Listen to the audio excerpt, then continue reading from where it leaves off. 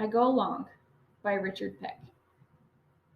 Anyway, Mrs. Tibbets comes into the room for second period, so we all see she's still in school. This is the spring she's pregnant, and there are some people making some bets about when she's due. The smart money says she'll make it to Easter, and after that we'll have a sub teaching us. Not that we're too particular about who's up there at the front of the room. Not in this class. Being juniors, we also figure we know all there is to know about sex. Still, the sight of a pregnant English teacher slows us down some. But she's married to Roy Tibbets, a plumber who was in the service and went to jump school, so that's okay. We see him around town in his truck. And right away, Darla Craig's hand is up. It's up a lot. She doesn't know any more English than the rest of us, but she likes to talk. Hey, Mrs. Tibbets, how come they get to go and we don't? She's talking about the first period people, the advanced English class. Mrs. Tibbets looks like Darla's caught her off base. We never hear what a teacher tells us, but we know this. At least Darla does. I hadn't thought, Mrs. Tibbets says, rubbing her hand down the small of her back, which may have something to do with being pregnant. So now we're listening, even in the back row. For the benefit of those of you who haven't heard, she says, I'm taking some members of the other English class over to the college tonight for a program. The college in this case is Bascombe College at Bascombe, a 30-mile trip over an undivided highway. We're going to hear a poet read from his works. Somebody halfway back in the room says, Is he living? And we all get a big bang out of this. But Mrs. Tibbets just smiles. Oh, yes, she says, he's very much alive. She reaches for her attendance book, but this sudden thought strikes her. Would anyone in this class like to go too? She looks up at us, and you see she's being fair and nice. Since it's only the second period of the day, we're all feeling pretty good. Also, it's a Tuesday, a terrible TV night. Everybody in the class puts up their hands. I mean everybody. Even Marty Crawshaw, who's already married, and Pink Hohenfield, who's in class today for the first time this month. I put up mine. I go along. Mrs. Tibbets looks amazed. She's never seen this many hands up in our class. She's never seen anybody's hand, except Darla's. Her eyes get wide. Mrs. Tibbets has really great eyes, and she doesn't put anything on them, which is something Darla could learn from. But then she sees we have to be putting her on, so she just says, anyone who would like to go, be in the parking lot at 5:30. And eat first. No eating on the bus. Mrs. Tibbets can drive the school bus. Whenever she's taking the advanced class anywhere, she can go to the principal for the keys. She can use the bus anytime she wants to, unless the coach needs it. Then she opens her attendance book, and we tune out. And at 5:30 that night, I'm in the parking lot. I have no idea why. Needless to say, I'm the only one here from second period. Marty Crawshaw and Pink Hohenfield will be out on the access highway about now, at 7-Eleven, sitting on their hoods. Darla couldn't make it either. Right offhand, I can't think of anybody who wants to ride a school bus 30 miles to see a poet, including me.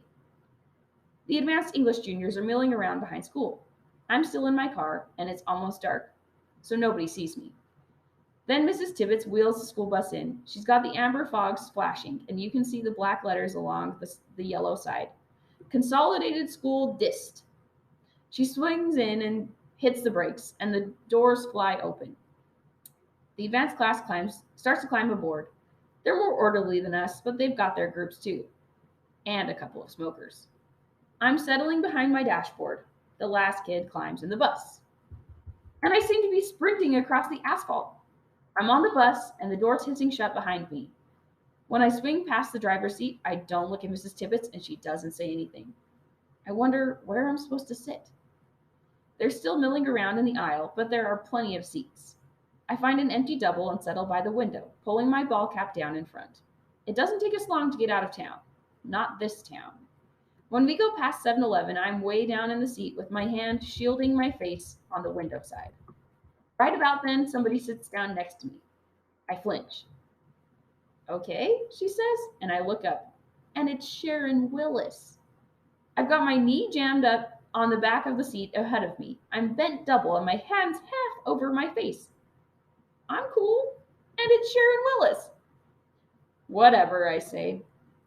What are you doing, Jean? I'm trying to be invisible, and she's calling me by name. How do you know me? I ask her. She shifts around. I'm a junior, you're a junior. There are about 53 people in our whole year. How could I not? Easy, I think, but don't say it. She's got a notebook on her lap. Everybody seems to, except me.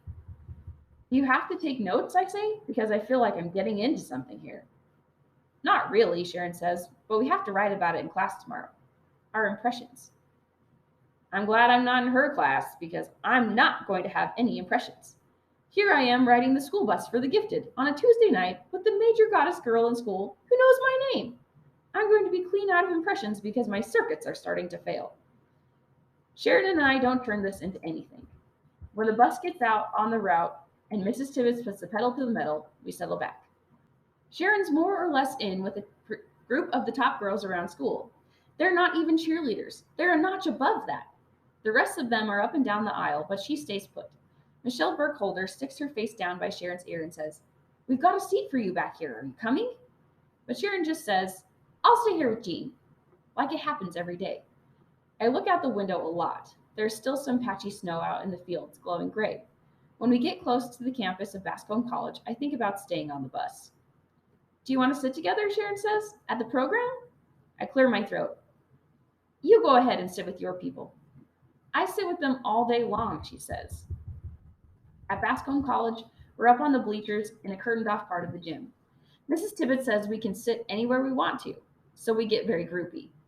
I look up, and here I am sitting in these bleachers, like we've gone to state in the playoffs, and I'm just naturally here with Sharon Willis. We're surrounded mainly by college students. The dean of Bascom College gets up to tell us about the grant they got to fund their poetry program. Sharon has her notebook flipped open. I figure it's going to be like a class, so I'm tuning out when the poet comes on. First of all, he's only in his 20s. Not even a beard, and he's not dressed like a poet. In fact, he's dressed like me. Levi's and Levi's jacket. Big heavy-duty belt buckle. Boots, even. A tall guy, about 180 pounds. It's weird. Like, there could be poets around and you wouldn't realize they were there. But he's got something. Every girl leans forward.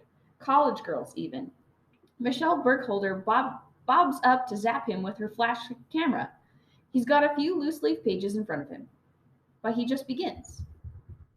"I've written a poem for my wife," he says, "about her." Then he tells us this poem. I'm waiting for the rhyme, but it's more like talking about how he wakes up and the sun's bright on the bed and his wife's still asleep. He watches her. "Alone," he says, "I watch you sleep, before the morning steals you from me, before you stir and disappear into the day and leave me here to turn and kiss the warm space you leave beside me." He looks up and people clap. I thought what he said was a little too personal, but I could follow it. Next to me, Sharon's made a note. I look down at her page and see it's just an exclamation point. He tells us a lot of poems, one after another. I mean, he's got poems on everything. He even has one about his truck. "Old, buck-toothed, slow to start mama." Something like that. People laugh, which I guess is okay. He just keeps at it, and he really jerks us around with his poems. I mean, you don't know what the next one's going to be about. At one point, they bring him a glass of water, and he takes a break. But mainly, he keeps going. He ends up with one called High School. "On my worst nights," he says, "I dream myself back. I'm the hostage in the row by the radiator, boxed in, zit blasted, and they're popping quizzes at me. I'm locked in there, looking for words to talk myself out of being this young, while every girl in the galaxy is looking over my head, spotting for a senior. On my really worst nights, it's last period, on a Friday, and somebody's fixed the bell so it won't ring. And I've been cut from the team, and I've forgotten my locker combination, and I'm waiting for something to happen." And the crowd goes wild, especially the college people. The poet just gives us a wave and walks over to sit down on the bottom bleacher. People swarm down to get him to sign their programs. Except Sharon and I stay where we are. "That last one wasn't a poem," I tell her. "The others were, but not that one." She turns to me and smiles. I've never been this close to her before, so I've never seen the color of her eyes. "Then write a better one," she says. We sit together again on the ride home. "No, I'm serious," I say. "You can't write poems about zits and your locker combination." "Maybe nobody told the poet that," Sharon says. "So what are you going to write about him tomorrow?" I'm really curious about this. "I don't know," she says. "I've never heard a poet reading before, not in person. Mrs. Tibbet shows us tapes of poets reading." She doesn't show them to our class. What would you do if she did? Sharon asks. Laugh a lot. The bus settles down on the return trip. I picture all of these people going home to do algebra homework or whatever.